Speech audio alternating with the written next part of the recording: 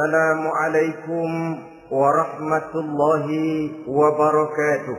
وعليكم السلام ورحمة الله وبركاته.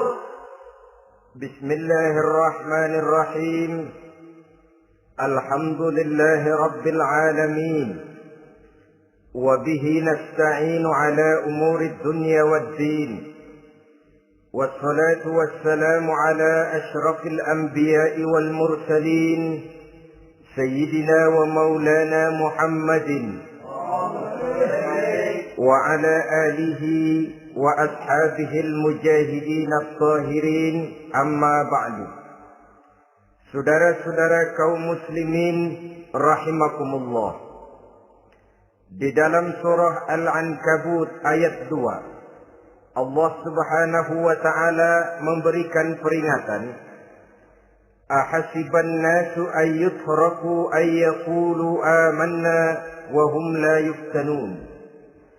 Adakah manusia menyangka bahwa mereka akan dibiarkan saja mengucapkan amanna, dibiarkan saja mengatakan kami beriman kepada Allah, wa hum la yuftanun, padahal mereka belum diuji lebih dahulu. Ini berarti apabila seseorang sudah berani mengatakan amanna, kami beriman kepada Allah, maka hendaklah ia bersiap-siap untuk menghadapi ujian. Setelah ujian datang, barulah akan nampak nyata kadar dan kualitas keimanan yang dimiliki oleh seseorang. Timbul pertanyaan, mengapa orang yang beriman yang justru diuji oleh Allah Subhanahu wa ta'ala? Logikanya tentu ringan saja, bahwa yang mengikuti ulangan di sekolah tentu adalah anak-anak sekolah. Kalau tidak sekolah, tentu saja tidak perlu ikut ulangan. Makin tinggi kelasnya, makin berat soal ulangan yang diberikan kepadanya. Demikianlah dalam kehidupan beragama. Justru yang beriman, yang mendapat ujian dari Allah Subhanahu wa ta'ala, semakin tinggi nilai kualitas keimanannya, akan semakin berat ujian dan cobaan yang diberikan kepadanya. Nabi kita Muhammad sallallahu alaihi wasallam pernah pula memperingatkan. Beliau bersabda, "Inna asyaddal bala'i al-anbiya, thumma al-awliya, thumma al-ulama, thumma al-amsal fal-amsal, ubtuliyan nasu ala hasabi dinih." Sesungguhnya ujian yang paling berat adalah yang telah diberikan Allah kepada para nabi-nabi. Di bawah itu adalah para aulia, kemudian para ulama, bertahap ke bawah dan ke bawah, diuji setiap orang menurut keteguhan dan kekuatannya berpegang kepada agamanya. Jadi semakin teguh kita berpegang kepada ajaran agama, semakin dekat kita dengan aturan-aturan agama, semakin berat ujian dan cobaan yang datang menimpa kehidupan ini. Maka persoalan inilah yang akan kita bicarakan pada pertemuan kali ini, tentang cobaan-cobaan yang datang menimpa kehidupan kita. Pokok persoalannya adalah surah Al-Baqarah ayat 155. Allah Subhanahu wa ta'ala menjelaskan jenis-jenis ujian yang diberikan kepada kita orang-orang yang beriman. Dalam Al-Baqarah 155 itu Allah Subhanahu wa ta'ala menjelaskan, وَلَنَبْلُوَنَّكُمْ بِشَيْءٍ مِّنَ الْخَوْفِ وَالْجُوعِ وَنَقْصٍ مِّنَ الْأَمْوَالِ وَالْأَنفُسِ وَالثَّمَرَاتِ وَبَشِّرِ الصَّابِرِينَ الذين إذا أصابتهم مصيبة قالوا إنا لله وإنا إليه راجعون ولنبلونكم بشيء من الخوف. Dan tentu dan pasti kata Allah, kami akan menguji kamu sekalian, kami akan mencoba kamu sekalian dengan sebagian kecil dari rasa takut, wal ju', rasa lapar, wa naqsim minal amwal wal anfusi was samarat, kekurangan harta, jiwa dan buah-buahan. Ada 5 macam jenis ujian yang dijelaskan di dalam Al-Baqarah 155 ini. Yang pertama, walanabluwannakum bisyai'in minal khawf. Kami uji, kami coba kamu dengan sebagian kecil daripada rasa takut. Setiap manusia terlahir dengan membawa 2 sifat. Yang kontroversi, akan disebut apa seseorang bergantung kepada sifat mana yang lebih menonjol di dalam dirinya. Tiap orang punya rasa berani, tiap orang punya rasa takut. Kalau beraninya lebih besar daripada takutnya, ia dinamakan pemberani. Tapi kalau takutnya yang lebih besar daripada beraninya, ia dinamakan penakut. Tapi yang jelas 2 sifat kontroversial ini memang ada dalam diri manusia. Akan diuji kamu sekalian dengan sebagian kecil daripada rasa takut. Takut yang kadang-kadang tidak beralasan. Yang kaya takut jatuh miskin, yang punya jabatan takut kehilangan kedudukan dan pengaruhnya, dan pada akhirnya yang hidup pun menjadi takut mati. Sesuatu yang sungguh tidak beralasan dan menimbulkan kegelisahan di dalam kehidupan. Mari kita lihat dampak yang ditimbulkan oleh rasa takut ini. Ada orang kaya yang takut jatuh miskin. Akibat rasa takutnya ini, pertama, ia menumpuk-numpuk harta sebisa-bisanya dengan menghalalkan segala macam cara. Tidak peduli halal haram, tidak ngerti hak batil, tidak tahu hak dan pantas dan ma'ruf munkar atau tercela. Yang penting ia bisa menumpuk-numpuk harta, menimbun-nimbunnya, tidak hanya cukup untuk dirinya sendiri. Kalau perlu anaknya sudah dipersiapkan untuk jadi orang kaya, cucunya disiapkan jadi orang kaya, anak cucunya, cucu-cucunya, seluruhnya. Dia takut jatuh miskin. Kemudian akibat dari rasa takut ini, ia pun terjebak ke dalam penyakit bakhil bin pelit alias kikir. Tidak sedikit pun tergerak hatinya untuk memberikan bantuan dan pertolongan kepada mereka yang memang memerlukannya. Termasuklah ia ke dalam apa yang diingatkan Allah. Allazi jama'a malan wa ajjadahu yahsabu anna malahu akhlada. Orang-orang yang menumpuk-numpuk harta kemudian menghitung-hitungnya. Dia menyangka bahwa hartanya akan dapat mengekalkan kehidupannya di dunia ini. Dia menyangka hartanya akan dapat mengekalkan kebahagiaannya di dalam kehidupan ini. Maka kerjanya hanya menumpuk dan menumpuk. Dan dia sangat takut untuk jatuh miskin. Saudara-saudara kaum muslimin rahimakumullah. Lalu yang kebetulan punya jabatan takut kehilangan kedudukan dan pengaruhnya. Maka ia akan melakukan segala cara dan jalan untuk menjaga keamanan dan ketenangan dari jabatan yang sedang didudukinya. Hilang kesadaran bahwa jabatan adalah amanah.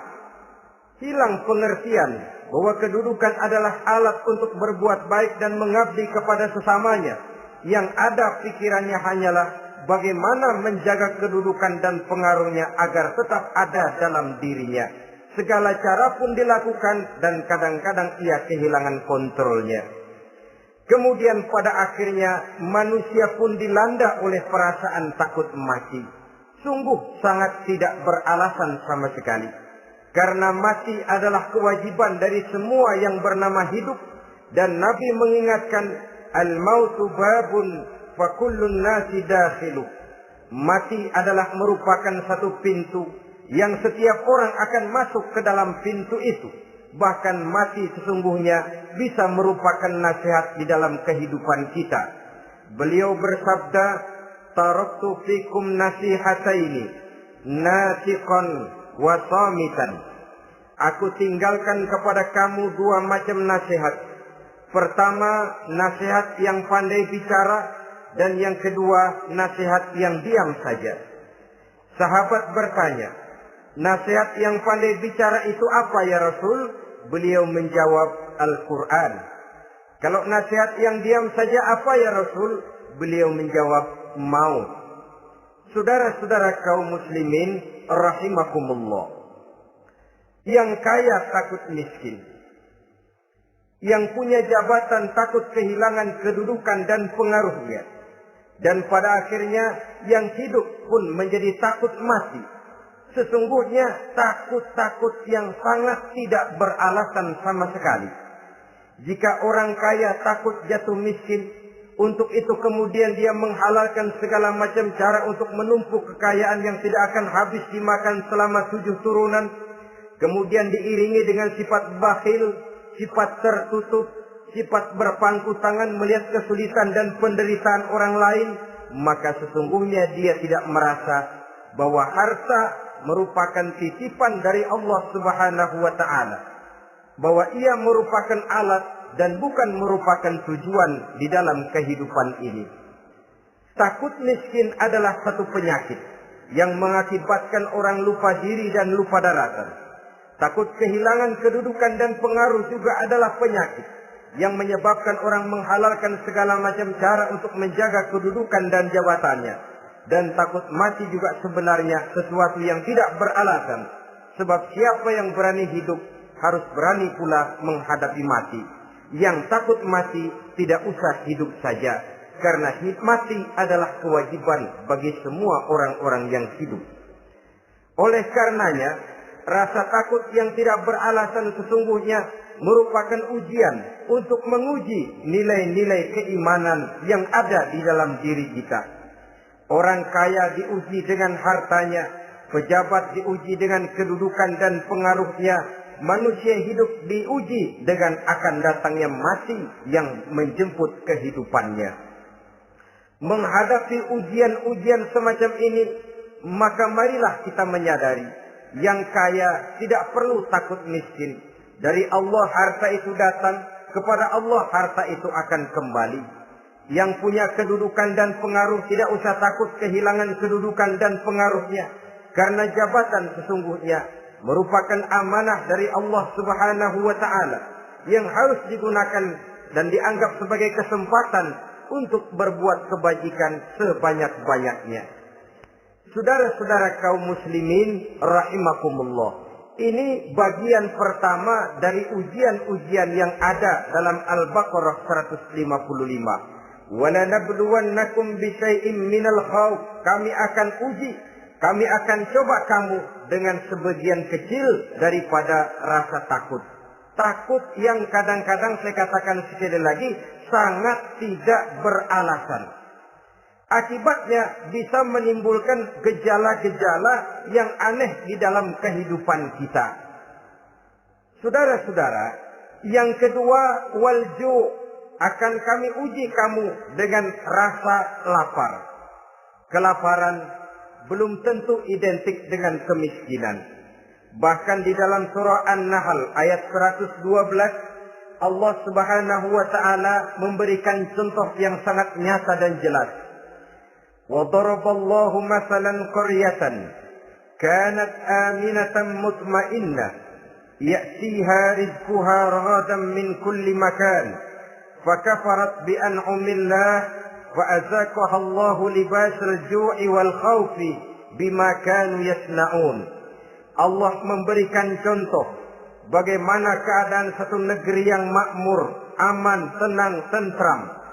Rezekinya datang dari segala arah. Fakafarat bi an'umillah, tapi sayang sekali penduduknya kufur dengan nikmat yang diberikan Allah Subhanahu wa ta'ala kepada mereka. Akibatnya fa'azaqahallahu libasal ju'i wal khauf. Allah timpakan kepada mereka kelaparan dan ketakutan bima kanu yasnaun, sebagai akibat dari apa yang telah mereka lakukan. Marilah kita melihat contoh dalam Al-Quran ini untuk mengadakan introspeksi di dalam diri dan kehidupan kita masing-masing. Adalah satu keberuntungan bahwa kita sebagai manusia dijadikan Allah sebagai khalifahnya di permukaan bumi ini, yang ditugaskan untuk membudidayakan alam, mengelola dan mengambil manfaatnya bagi sebesar-besar manfaat di dalam kehidupan kita. Dijadikannya bumi untuk tempat tinggal kita sebagai hamparan di mana segala fasilitas dan kebutuhan hidup kita tersedia. Tinggal lagi kita pandai-pandai mengelolanya. Apalagi buat kita Muslim yang tinggal di persada Nusantara tercinta Indonesia ini. Satu negara yang orang katakan untayan jamrut katulistiwa, yang hijau ranau subur makmur, melahirkan slogan dengan kata gemah rifah loh jenawi, toto tentrem kerto raharjo.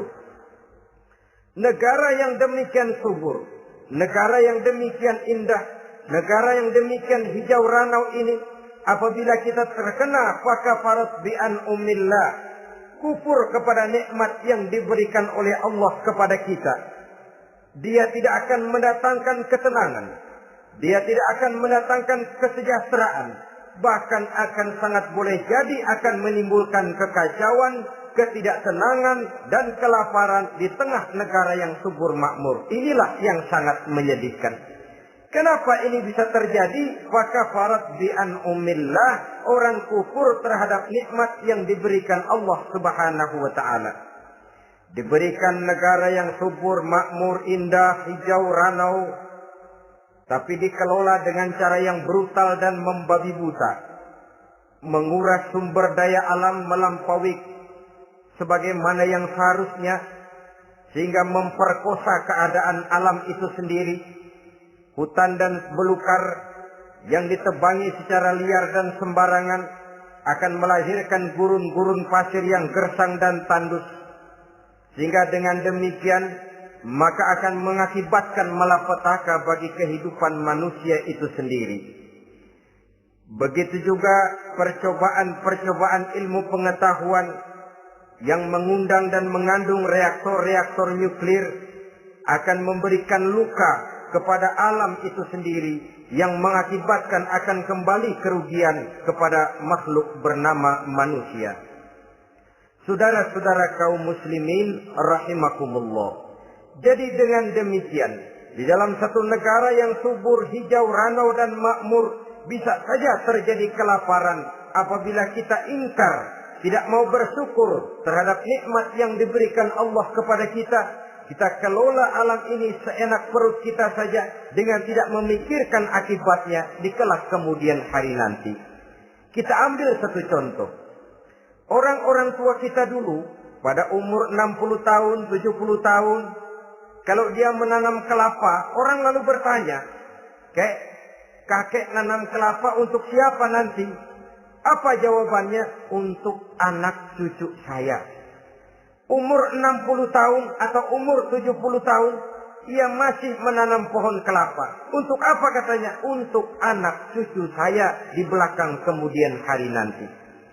Orang yang bisa menanamkan sesuatu untuk generasi yang akan datang, itulah orang tua yang bijaksana. Tapi orang yang menanam sesuatu hanya untuk kepentingan dirinya sendiri saja, maka itulah orang yang hanya mementingkan diri sendiri atau orang egois.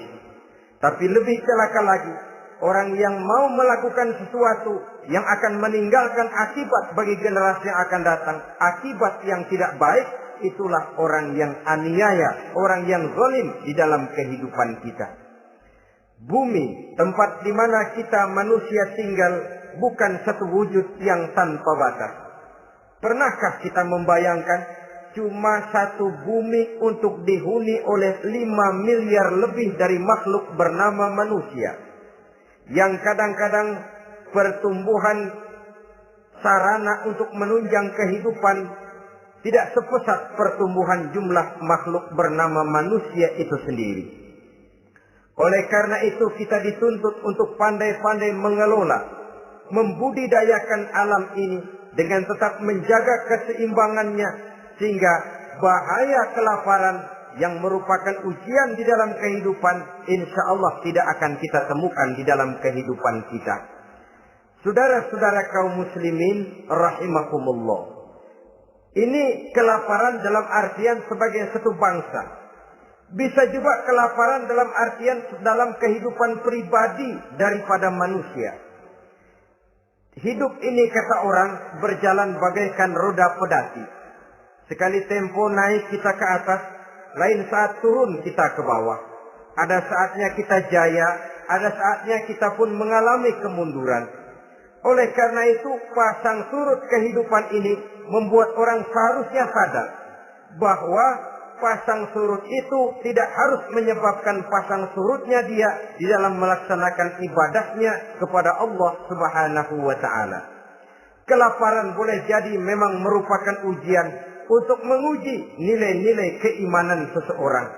Apabila dalam kondisi lapar imannya mantap, imannya teguh, imannya kuat, maka dalam kondisi di mana perutnya tidak lapar, tentu iman itu akan lebih bertambah mantap lagi. Kalau orang perutnya kenyang, kalau orang perutnya berisi penuh, lalu imannya stabil, kemudian pada saat kelaparan imannya pun mengalami penurunan, maka di situ nyata, di saat dia diuji dengan kelaparan, kualitas imannya ikut menyurut, mundur ke belakang, dan mengalami proses degradasi, proses peluncuran dan penurunan. Oleh karenanya, marilah kita menyadari Allah Subhanahu wa Ta'ala senantiasa memberikan yang terbaik kepada kita bersama. Kelaparan, apabila kita terima dengan sikap lapang dada, tidak akan menyebabkan kita menjadi berbuat nekat. Tetapi kita tetap dalam kontrol, tetap dalam keadaan yang stabil, tidak keluar dengan melakukan perbuatan-perbuatan yang negatif. Bagaimanapun kita ingin membela dan mempertahankan kelangsungan hidup, betapa dan bagaimanapun kita ingin menjaga kelangsungan perut, namun kita tetap tidak keluar dari norma-norma dan kaedah-kaedah yang telah ditentukan di dalam kehidupan beragama. Inilah cobaan yang kedua yang ada dijelaskan dalam Al-Baqarah ayat 155 tadi berupa kelaparan. Yang ketiga, wa naqsim minal amwal, kekurangan harta alias kemiskinan. Kemiskinan, saudara-saudara, merupakan ujian dari Allah Subhanahu wa Ta'ala untuk menguji sejauh mana kekuatan iman yang kita miliki di dalam kehidupan. Tetapi sesungguhnya bukan hanya kemiskinan, kekayaan pun pada hakikatnya juga merupakan ujian. Namun umumnya manusia akan lebih merasa diuji jikalau dia miskin daripada diuji jikalau dia menjadi orang yang kaya. Pada sisi lain kenyataan mengatakan banyak orang lulus ketika diuji dengan kemiskinan, tetapi gagal berantakan setelah diuji dengan kekayaan. Kemiskinan pun apabila kita lihat dari segi kehidupan bermacam bentuknya. Ada kemiskinan di bidang ilmu pengetahuan. Karena kemiskinan dan kebodohan memang merupakan dua saudara yang seakan-akan sekandung. Yang satu bisa menimbulkan yang lain, tapi paling celaka kalau keduanya sudah berjalan beriringan. Maksud saya, kemiskinan bisa menimbulkan kebodohan, kebodohan bisa menimbulkan kemiskinan, tapi yang paling celaka sudahlah miskin, bodoh pula. Miskin ilmu. Yang kedua, miskin akhlak. Ini lebih parah lagi daripada miskin ilmu. Kalau miskin ilmu orang sekedar goblok bin bodoh alias tolol, maka miskin akhlak ini menyebabkan orang kurang ajar, tidak punya budi pekerti. Sehingga dengan demikian miskin akhlak sesungguhnya lebih bahaya daripada miskin ilmu. Adapun miskin yang kita kenal pada umumnya dan juga yang dimaksud dalam ayat ini adalah miskin harta. Imam Ali karramallahu wajhah pernah memberikan peringatan. Kadal faqru ayyakuna kufran. Boleh jadi kemiskinan mendekatkan orang kepada kekufuran.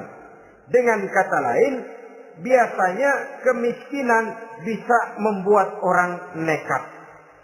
Kalau sudah nekat, maka bukan cuma harga diri yang terjual, bukan cuma keluarga yang terjual, bukan cuma nilai-nilai materi yang dimilikinya yang terjual, bahkan iman dan keyakinannya, akidah dan pandangan hidupnya pun tidak akan segan-segan digadaikannya dijualnya untuk mengatasi kelaparan dan kemiskinan itu tadi.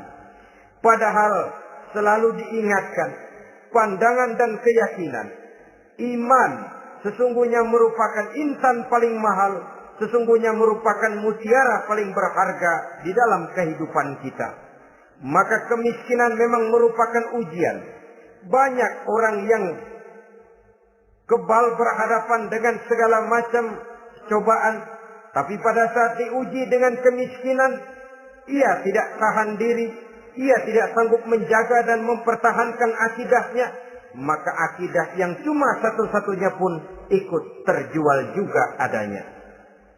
Saudara-saudara kaum muslimin rahimakumullah, mari kita menelusuri bahwa sesungguhnya Nabi menyatakan, ajaban li amril muslim, inna amrahu kullahu lahu khair. Aneh kata Nabi, aku heran kata Nabi, urusan orang Islam ini sesungguhnya semuanya baik. Baik bagaimana? Kalau dia kaya, dia bersyukur, dan itu baik. Kalau dia miskin, dia bersabar, itu juga baik. Jadi kaya bagi orang Islam baik, miskin bagi orang Islam juga baik. Kalau dia kaya, dia kan bisa berkata, alhamdulillah saya kaya, mudah-mudahan harta ini bisa menunjang ibadah saya kepada Allah Subhanahu wa taala. Baik. Kalau dia miskin, dia juga berkata, alhamdulillah saya miskin, mudah-mudahan di akhirat nanti pemeriksaannya tidak lama-lama seperti orang kaya. Ya kalau melarat yang mau diperiksa apaan? Memang nggak punya apa-apa. Yang kaya boleh jadi pemeriksaannya rada seret, banyak sikutannya. Saudara-saudara kaum muslimin, dua persoalan ini baik kalau kita tidak salah terima. Mana yang lebih baik? Tentu yang lebih baik menjadi orang kaya yang bersyukur. Dan itu memang wajar. Kaya, syukur. Miskin, sabar. Yang luar biasa kalau mau tahu, miskin, syukur. Kalau kaya, syukur memang mestinya. Miskin, sabar. Ya mestinya lah, miskin kagak sabar mau kemana? Tapi yang luar biasa sesungguhnya, miskin, syukur. Syukur bagaimana? Ya seperti saya katakan tadi. Alhamdulillah, mudah-mudahan di akhirat nanti pemeriksaannya tidak lama seperti orang yang kaya. Sehingga kata Nabi, setiap persoalan yang dihadapi umat Islam baik bagi dia. Miskin, baik. Kaya, baik. Asal orang tidak salah terima. Tapi sebaliknya, kalau salah terima, kaya, lupa diri. Miskin, lupa daratan. Pada posisi di mana dia sebenarnya tidak bisa menerima kenyataan dengan baik. Akhirnya kehilangan kontrol. Saudara-saudara kaum muslimin rahimakumullah. Karena itu pada pertemuan kali ini saya ingin mengajak kita bersama. Marilah kita menyadari betapapun kemiskinan yang datang menimpa, seluruhnya merupakan ujian yang datang dari Allah untuk menguji nilai-nilai keimanan kita. Jangan iman itu berubah, jangan akidah itu bergoyah, jangan keyakinan dan pandangan hidup itu tertukar dengan keyakinan dan pandangan hidup lainnya. Bahkan dalam kemiskinan, orang biasanya menemukan diri dan kepribadiannya. Dalam kemiskinan, orang bisa berjalan lebih lurus untuk mendekati Allah Subhanahu wa taala. Sesungguhnya kemiskinan bukan merupakan sesuatu yang harus kita takuti, apalagi kalau ia memang merupakan ujian. Kemiskinan yang merupakan ujian adalah kemiskinan yang akan berakhir dengan kebaikan. Saudara-saudara kaum muslimin, tapi jangan lupa membicarakan pokok persoalannya. Ini kalau kemiskinan menimpa orang-orang yang beriman, itu yang ujian. Kalau nggak beriman, melarat, bukan ujian, persekot.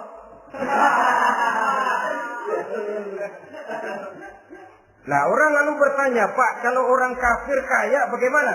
Nah, begini saudara-saudara. Dalam agama itu ada yang disebut nikmat, ada yang disebut istidraj. Kalau nikmat itu hanya diberikan kepada hamba-hamba yang beriman. Kalau istidraj itu diberikan kepada siapa saja yang mau berusaha. Tidak soal dia beriman atau tidak. Tidak soal dia mau bersujud atau tidak. Asal dia berusaha, dia dapat. Itu yang dinamakan istidraj. Seperti orang mancing ikan, mesti diberikan umpan. Setelah umpan itu dimakan, tidak langsung ditarik, tapi diulur dulu. Sampai kira-kira mata kail itu nyangkut di leher si ikan, baru diangkat ikan itu ke atas. Dan sampai di atas kita bisa maklum nasib ikan tadi. Bisa digetok, bisa dibacok, bisa digoreng, bisa dipepes. Tapi yang jelas nasibnya merana. Maka kalau ada orang makin jauh dari agama, makin kaya, makin tidak mau sholat, makin berlimpah hartanya.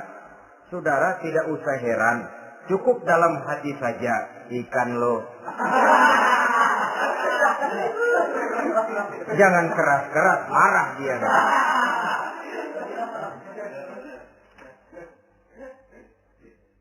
Kemiskinan apabila didasari dengan sikap keimanan merupakan ujian untuk menguji kualitas keimanan seseorang. Bahkan satu hadis menyatakan apabila Allah mencintai seorang hamba, maka diujinya hamba itu karena Allah ingin mendengar liyasma'a tadarru'ahu, ingin mendengar ratapan orang tadi. Sama juga kita, kadang-kadang karena cinta benar kepada anak kita yang mungil, suatu saat kita ingin mendengar dia nangis, kita cubit dia. Bukan karena gemes, bukan karena benci, ingin mendengar nangisnya kok indah begitu. Saudara-saudara kaum muslimin rahimakumullah. Jadi jangan sampai ada pertanyaan, saya kan sembahyang rajin banget, kenapa miskin ya?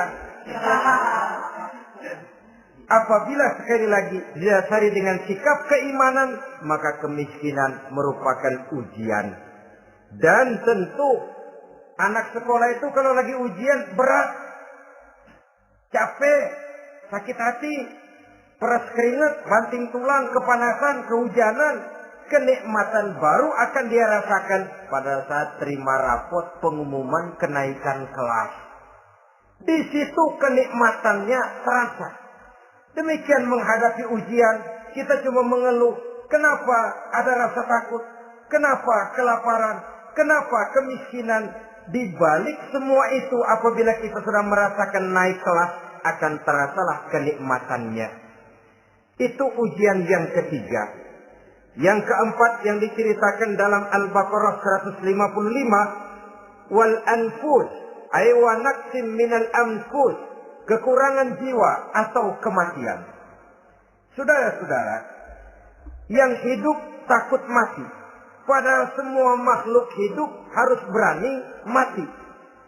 Bagaimanapun takutnya kita kepada mati, bisakah kita menghindarkan diri dari dia? Bagaimanapun kita tidak ingin bertemu malaikat maut, kemana kita akan lari bila dia datang mengetuk pintu? Bagaimanapun kita ingin menghindar dari pertemuan dengannya, kemana kita akan lari apabila dia sudah datang hendak menjemput nyawa?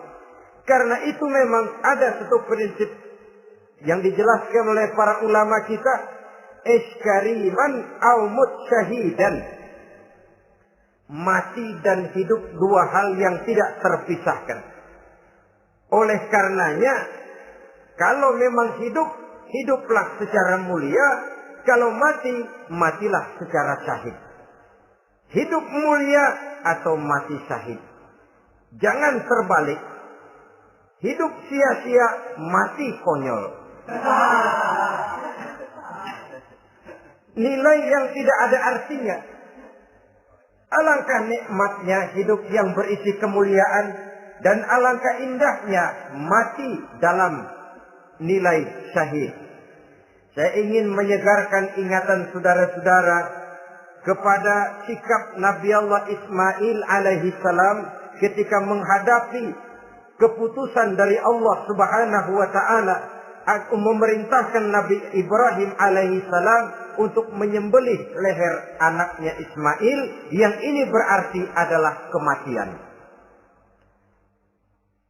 Ketika datang perintah untuk menyembelih leher Nabi Ismail, Nabi Ibrahim berkata kepada putranya, "Ya bunayya inni ara fil manami anni azbahuka fanzur madza tara."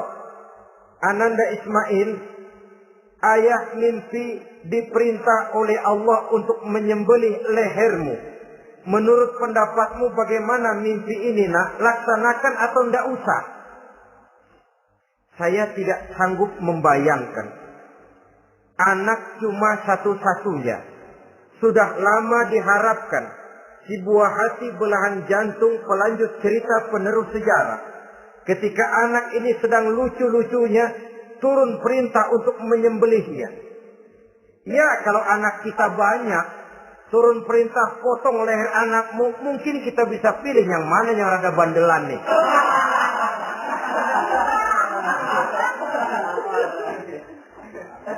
Tapi ini anak cuma satu-satunya. Lucu, sudah lama diharapkan. Dan memang itu juga merupakan ujian kepada Nabi Allah Ibrahim. Seolah-olah Allah berkata, "Hai Ibrahim, dahulu sebelum kau punya anak, kau memang cinta kepadaku. Sekarang setelah kau punya anak, masuk rasa cinta anak ke dalam hatimu. Buktikan Ibrahim, mana yang lebih besar, cintamu kepadaku, kata Allah, atau cintamu kepada anakmu. Sembelih leher anakmu." Ternyata kemudian sejarah menyatakan, Nabi Ibrahim cinta kepada Allah, beliau pun cinta kepada putranya. Tapi cintanya kepada Allah lebih besar daripada cintanya kepada putranya. Sehingga ketika turun perintah penyembelihan, itu pun dilaksanakannya, tapi tetap musyawarah dulu. Yakin itu memang perintah Allah, beliau toh mengajak dialog putranya. Ini yang penting dalam kehidupan kita. Dialog. Nah, bapak mimpi diperintah Allah untuk menyembelih lehermu. Menurut pendapatmu bagaimana, nak? Laksanakan atau tidak? Yakin itu perintah Allah, tapi asas musyawarahnya tidak beliau tinggalkan. Walaupun yakin orang tua berbuat untuk kebaikan anak, alangkah baiknya anak diajak bicara.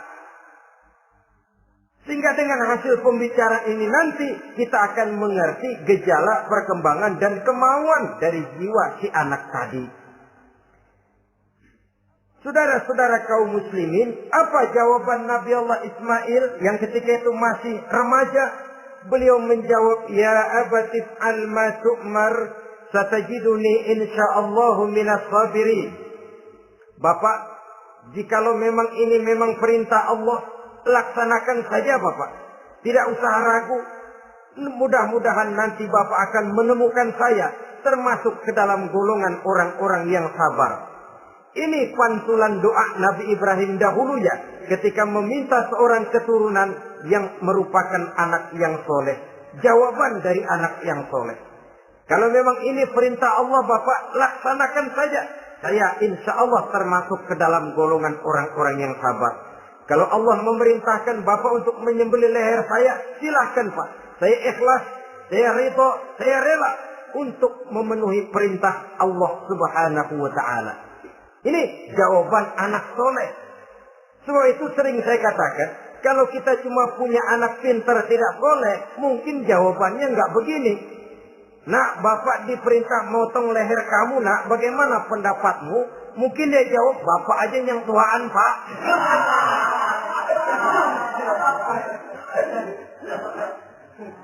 Saudara-saudara kaum muslimin rahimakumullah. Jadi prinsip ini gugur memenuhi panggilan Allah. Hidup mulia atau mati dengan syahid. Dua pilihan yang harus dua-duanya bisa kita laksanakan. Iskariman au mutsyahidan. Kalau hidup, hiduplah dalam kemuliaan. Kalaupun mati, matilah sebagai syahid. Sebagai orang yang dikenang kebaikan dan kebajikannya. Sebagai orang yang dekat dan banyak berbuat untuk kepentingan agamanya. Jangan tidak tercapai kedua-duanya. Hidup tidak punya nilai, mati pun tidak punya arti. Sia-sia semuanya. Kita masih hidup, orang anggap enggak ada. Dalam istilah tauhid disebut wujuduhu ka'adamihi. Adanya sama dengan tidak adanya. Dia sih ada apa enggak ada, sama gitu-gitu juga. Alangkah ruginya kalau ada kita dianggap sama dengan tidak ada. Apalagi kalau kita sudah tidak ada, ya tidak ada beneran. Iskariman au mutsyahidan. Hiduplah mulia atau matilah sebagai syahid. Saudara-saudara kaum muslimin rahimakumullah. Mati sesungguhnya juga merupakan ujian. Untuk menguji sejauh mana persiapan yang sudah kita lakukan di dalam kehidupan ini untuk menyambut. Dan tidak cuma sekedar untuk menyambut, tapi juga untuk mengarungi kehidupan sesudah kematian itu sendiri. Sebab kematian bukan akhir dari segalanya. Kematian cuma satu pintu di mana kita akan masuk dan akan berjalan kembali menelusuri fase-fase kehidupan yang telah ditentukan oleh Allah Subhanahu wa taala. Saudara-saudara kaum muslimin rahimakumullah. Pembicaraan tentang kematian ini pun bisa kita evaluasi. Ada yang takut mati usahanya, ada yang takut mati karirnya, ada yang takut mati rezekinya, ada yang takut mati batinnya, ada yang takut mati jasmaninya, dan lain sebagainya. Seluruh ketakutan kepada kematian itu memang merupakan hal yang wajar. Ada yang takut mati usahanya, ada yang takut mati karirnya, ada yang takut mati rezekinya. Tapi kalau ketakutan itu lalu melahirkan perbuatan-perbuatan negatif yang menimbulkan penyimpangan, itu sudah di luar dari yang seharusnya. Kematian merupakan ujian. Menghadapi segala macam ujian termasuk kematian ini akan kita bicarakan pada bagian penutup nanti. Yang kelima, saudara-saudara, ujian yang dijelaskan dalam Al-Baqarah 155 tadi, wa naqsim minas samarat, kekurangan buah-buahan. Kekurangan buah-buahan bisa berarti paceklik. Ini juga bisa diakibatkan oleh apa yang dijelaskan dalam An-Nahl 112 tadi. Orang kufur kepada nikmat yang diberikan Allah Subhanahu wa taala. Orang jauh dari petunjuk-petunjuk agama. Merasa segala persoalan bisa dipecahkan dengan kemampuan otaknya. Hilang rasa ketergantungannya kepada Allah Subhanahu wa taala. Maka usahanya bisa berakhir dengan yang tidak diharapkan. Sudah bikin target, tahun ini kita bakal panen raya besar. Tahu-tahu tikus ngamuk. Habis padi digarap oleh tikus, panen bisa gagal. Bahkan beberapa tahun yang lalu, kita masih ingat bagaimana ulat-ulat menyerbu pohon-pohon jambu. Ribuan batang pohon jambu. Ribuan pohon-pohon jambu itu mati. Lalu jambu-jambu itu tidak bisa lagi dimanfaatkan dalam kehidupan. Tikus yang menyerbu sawah. Ulat yang menyerbu pohon-pohon jambu. Angin topan, puting beliung, gempa bumi. Itu sudah proses-proses di luar kemampuan manusia untuk mendeteksinya. Disinilah manusia harus sadar bahwa setelah ia berusaha dan berusaha sesuai dengan keterikatannya kepada hukum alam, kepada sunnatullah, maka ia harus punya sandaran vertikal kepada Allah Subhanahu wa taala. Agar bila usahanya berhasil, dia tidak lupa diri dan lupa daratan. Dan apabila usahanya kemudian ternyata gagal, dia tidak menjadi putus asa, buruk sangka, sempit hati, sempit pandangan. Cobaan datang dari Allah Subhanahu wa taala berupa kekurangan buah alias paceklik. Saudara-saudara, menghadapi cobaan dan ujian yang saya katakan tadi, 5 macam ini, Apa konsepnya? Apa jalan keluarnya? Ayat selanjutnya dalam kalimat tadi menjelaskan, wa basyiris sabirin, menghadapi ujian-ujian dalam hidup, baik rasa takut, kelaparan, kemiskinan, kematian, kekurangan harta, kekurangan buah-buahan. Wa basyiris sabirin, gembirakan orang-orang yang sabar. Menghadapi segala macam ujian tadi, gembirakan orang-orang yang sabar. Siapa orang yang sabar itu? Alladzina iza asabathum musibatun qalu inna lillahi wa inna ilaihi raji'un. Yaitu orang-orang yang apabila menghadapi ujian, ditimpa musibah, mereka berkata, sesungguhnya kami berasal dari Allah dan sesungguhnya kepada Allah pula kami akan kembali. Bukan cuma sekedar ucapannya, tapi penghayatannya kepada filsafat yang terkandung di dalam kalimat itu tadi. Maka jadilah dia semacam lipstick, jadilah dia semacam dekorasi. Apabila kita berjanji dan dalam hati kita sudah ada kemungkinan besar kita tidak akan datang, kita tetap menggunakan kata-kata insya Allah. Padahal yang jelas tidak akan mau datang adalah kita. Kita sandarkan dan kita kembalikan itu kepada Allah. Sesungguhnya kami berasal dari Allah. Sesungguhnya kepada Allah juga kami akan kembali. Bukan cuma sekedar ucapannya, tapi juga penghayatan kepada filsafat yang terkandung di dalamnya. Kalau suatu saat kita harus kehilangan harta yang kita miliki, kenapa tidak berpikir inna lillahi wa inna ilaihi raji'un? Bahwa dulu pun ketika lahir ke dunia ini tidak ada harta yang saya bawa.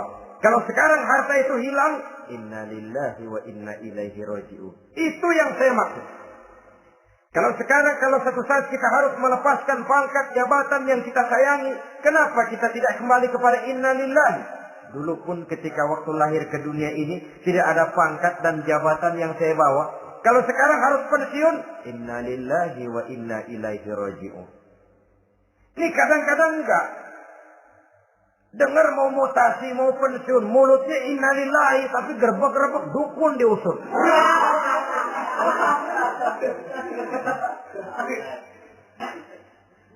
Keluarganya meninggal, mulutnya innalillahi, tapi nangisnya tetap enggak mau berhenti. Bukan cuma sekedar ucapannya, tetapi penghayatan kepada nilai dan filsafat yang terkandung di dalam kalimat innalillahi itu. Sesungguhnya segalanya saja berasal dari Allah. Segalanya saja akan kembali kepada Allah Subhanahu wa ta'ala. Kalau ini yang kita jadikan landasan, maka sesungguhnya menghadapi berbagai ujian ini, kita tidak akan salah tingkah. Tidak akan salah tingkah, tidak akan salah sikap.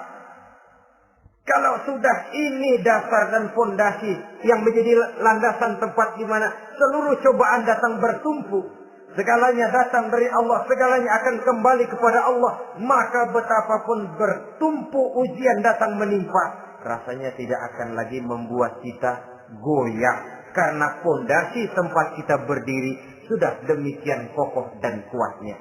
Dan fondasi itu inna lillahi wa inna ilaihi raji'un.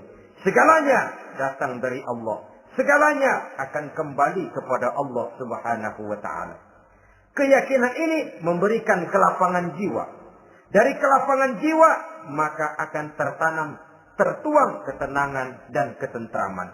Jauh dari stres, jauh dari darah tinggi, jauh dari bingung, jauh dari rasa takut. Segalanya sudah kita kembalikan kepada Allah Subhanahu wa ta'ala. Saudara-saudara kaum muslimin rahimakumullah. Oleh karenanya, ini jalan keluar dan inilah orang yang sabar. Yaitu orang yang mengembalikan segala persoalan bahwa segalanya datang dari Allah, segalanya akan kembali kepada Allah. Bukan sabar dalam pengertian kita sehari-hari. Sabar, maaf ya, dalam pengertian kita sehari-hari biasanya orang yang sabar yang gak banyak tingkah. Diam. Gak salah apa-apa, kepala dikelepak. Diam aja. Ente nggak salah apa-apa dikelepak diem ya. Gue lagi sabar, diem loh. Rasanya ini sih, kalau sabar macam ini yang kita punya, boleh jadi kita akan tertindas terus. Sebab itu pada penghujung surah Al-Asr, Allah menggandengkan antara tawasau bil haq dengan tawasau bis sabr. Kebenaran dan kesabaran, dua hal yang memang tidak boleh terpisahkan satu dengan yang lain. Kalau kita benar, kita harus sabar. Kalau kita mau sabar, harus karena benar. Apabila kebenaran satu prinsip, maka kesabaran adalah satu strategi. Prinsip yang tanpa strategi bisa membuat kita tidak akan mencapai tujuan yang kita harapkan. Artinya, kebenaran tanpa kesabaran membuat kita mudah dipatahkan orang, tapi kesabaran tanpa kebenaran akan membuat kita diinjak terus oleh orang lain. Karena itu, kalau yakin kita benar, harus sabar. Kalau mau bersabar, harus karena benar. Dalam hal ini, sifat sabar yang dicontohkan oleh Rasulullah Sallallahu Alaihi Wasallam sungguh memang merupakan jadi panutan. Sepanjang persoalannya adalah persoalan pribadi. Sepanjang pribadi beliau yang dihina, sepanjang pribadi beliau yang dicaci maki, beliau biasanya bisa mengendalikan diri. Tapi kalau sudah agama masalahnya, maka beliau pun tidak segan-segan mencabut pedang maju ke medan perang. Bukan untuk memaksakan agama dan keyakinan, karena agama dan keyakinan memang tidak bisa dipaksakan. Tapi untuk menjaga, membela dan mempertahankan agama dari hinaan, cemoohan dan caci maki orang lain. Yang kita lakukan sebaliknya. Kalau pribadi kita yang dihina, marahnya 17 langit. Tapi kalau sudah agama dicaci maki orang, agama dihina orang, agama diremehkan orang, biarin dah, masih banyak ustaz. Cuma masalah ustadkah agama itu? Cuma urusan kiaikah agama itu? Tidak. Agama itu urusan setiap pribadi muslim.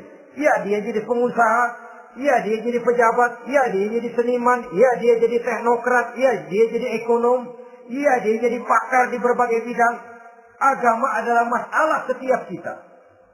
Kalau pribadi Nabi yang dicaci, pribadi yang dihina dan dicemoohkan orang, beliau mengendalikan diri. Tapi kalau sudah agama taruhannya, beliau tidak segan-segan cabut pedang maju ke medan perang. Sabar tapi pada tempatnya.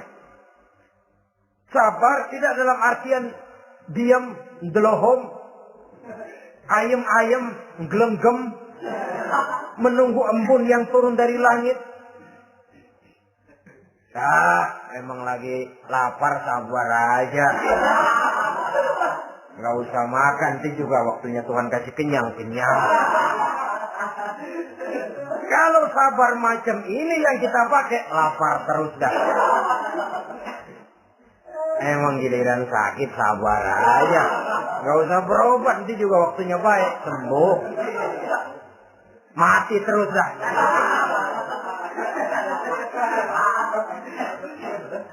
Ya, perkara ada orang sakit tidak berobat sembuh, itu hak Allah. Tapi tidak boleh kita jadikan sandaran, apalagi kalau makom kita dengan Allah masih sedemikian jauhnya. Itu hanya ucapan dari orang-orang yang makom dia dengan Allah itu sudah tidak ada jarak. Permohonannya dipenuhi, kehendaknya dituruti, sebab dia dengan Allah sudah sedemikian dekatnya.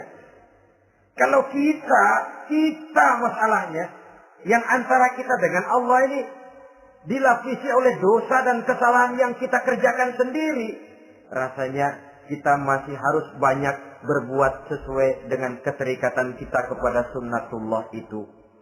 Orang yang sabar adalah orang yang sadar kepada hakikat dan filsafat yang terkandung di dalam kalimat inna lillah wa inna ilaihi raji'un.